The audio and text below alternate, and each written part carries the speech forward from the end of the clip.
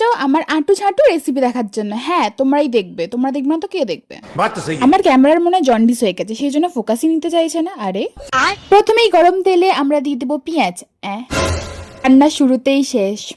Tomato যখন দিয়েই ফেলেছে আর কি করা যাবে, তাই টমেটোকে টমেটোর গুষ্টির কথা শোনাচ্ছিলাম, কিভাবে যে এক টমেটো আর এক টমেটোর গুষ্টির পিন্ডি চটকেছে সেটাই আর কি আমি বোঝাচ্ছিলাম।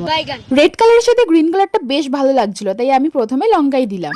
দেখেছো তো, তোমাদের জন্য আমি ভুলে গেছি পেঁয়াজ দিতে। বেচারি লাইনে ওয়েট করতে করতে বুড়ি হয়ে গেল। বুড়ি থেকে ছুরি করতে লঙ্কার গুঁড়ো, জিরে গুঁড়ো আর হলুদ গুঁড়ো দিয়ে আমি পেঁয়াজকে করে তুললাম সুন্দরী। আর একটু হলে রসুন আমার সাথে ব্রেকআপই করে নিচ্ছিল। পেঁয়াজের সাথে একটু বেশি গোলুমুলু করে ফেলেছি।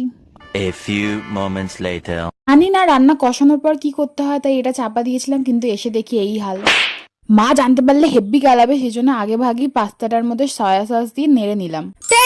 ফাইনালি আমার পাস্তা রেডি। এই পাস্তাটা কিন্তু খুব খারাপ হয়নি, কিন্তু পাস্তার থেকে ডিম ভাজাটা বেশি ভালো লেগেছে।